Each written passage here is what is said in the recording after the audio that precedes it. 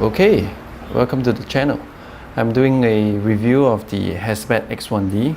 I had been very excited by it. I have to admit that initially when I first got the camera at the showroom and I tested, the first firmware was absolutely disappointing, and I kind of preferred the Fuji GFX over it because the Fuji GFX was snappier. But with this new firmware upgrade, I'm not too sure what firmware it is, but I think with this new firmware, it makes the Hasselblad X1D absolutely perfect. I mean, not close as 100% perfect, but it's really good. Now, just a quick rundown, the Hasselblad logo, the lens, this is the new XCD lens, and I have down here the 90mm, which I think is perfect for portrait, and very flush finish. I would have preferred the black 4116, but this would just do. Okay, now to switch on, you press this button, and when the camera is already switched on, it's indicated down here. All right, I would have preferred the flip screen because when I shoot on the low angle, there was no way I could flip this up. I had to lie down on the floor to take the picture. And it's not that I've not done it before, I've done it before, but now with the convenience of modern camera, a flip screen would have been perfect. So anyway, back to the camera. Once you have powered on, okay, you can see this. Now, this screen is the most important thing because it covers everything that you actually need. And the buttons are kept to the minimum, all right? So what you need to do is, for example, for ISO, oh, yeah, okay. So the other option is to press this button over here. Okay, you have the auto ISO. Okay, and then you have the rest of the options, the white balance, and one more try, switches it off. The other one is the AF manual focus button. I would think that there is a lot of inconvenience with this. It is convenient because you have one button to activate it, but when you are trying to take a picture, all right, and you're trying to choose your auto-focusing point. Now, you see that it comes out on the red side, okay? But when you're actually trying to take a picture, okay, and you would press it and sometimes you forget and it's in the manual focus mode, and that becomes a problem, okay? So that is one thing that I would complain about. Now, the rest of the things is pretty easy. You can see that it's the camera, the video, and additional options that you have. Yeah, there was one complaint that I have, which is the Wi-Fi.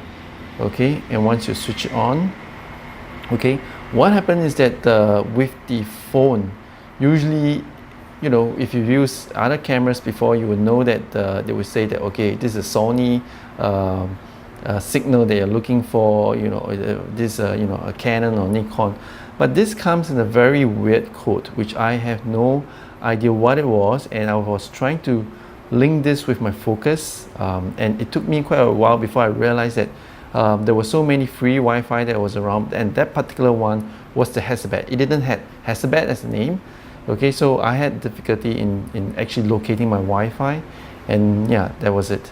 I have a separate video of the video function, which I think Hasselblad is not ready for video at the moment, okay.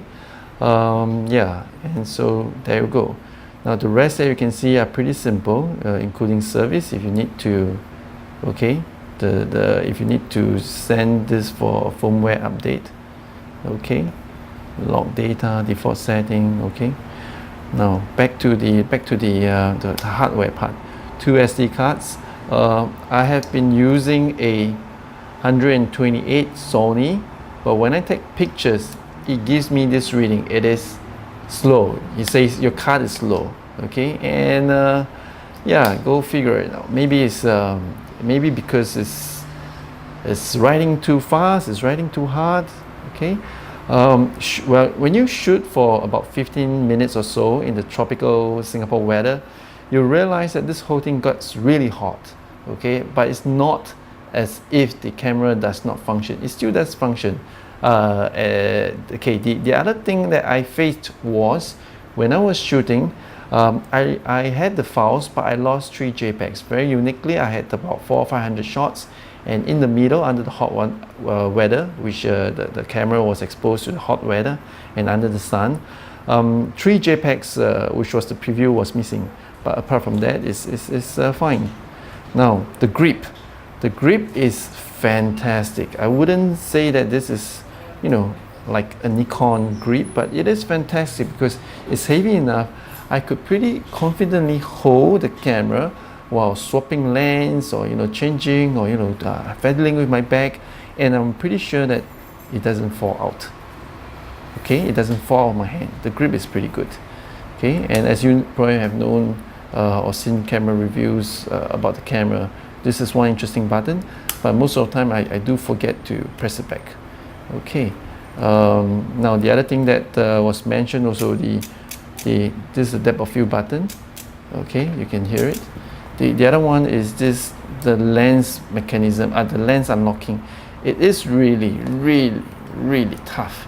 Okay, you have to really screw it and press tight. Okay, so yeah, that was it. Now the other thing that you may want to take note of is this one. Okay, so this is the lock for the battery, and once you unlocked it, you want to pull it out. Okay, most of the time there is another lock that prevents you. You have to depress it a little bit before you pull it out again, and then it will unlock. Now overall, I'm very happy with the camera because it has the Hasselblad quality. I have had the previous H3D39, and I have had the H4D50, but they were really it was really a studio camera. I brought it out to Iceland. It was fantastic. The images were fantastic, but it is hard to actually operate, and you don't get the speed.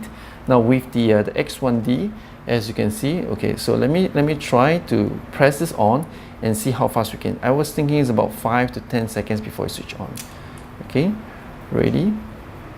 1,000, 2,000, 3,000, 4,000, 5,000, 6,000, 7,000. Okay, it's about 7 seconds, and then I could take a shot.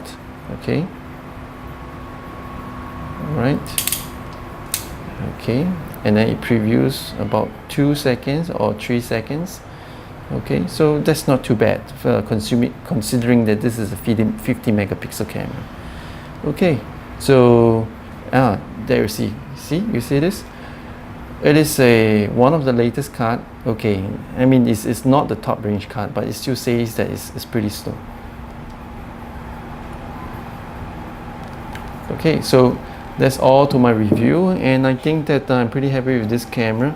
I would certainly use it very often, and I can't wait to do my projects on it, with it, and see the images that come out of it. So far, all the business associates and friends that I have has been really impressed with the camera, and they loved it. And it's really a easy to use camera, and yeah, nothing that you probably would want to worry too much with. Okay, so yep, there you go, Hasselblad X1D.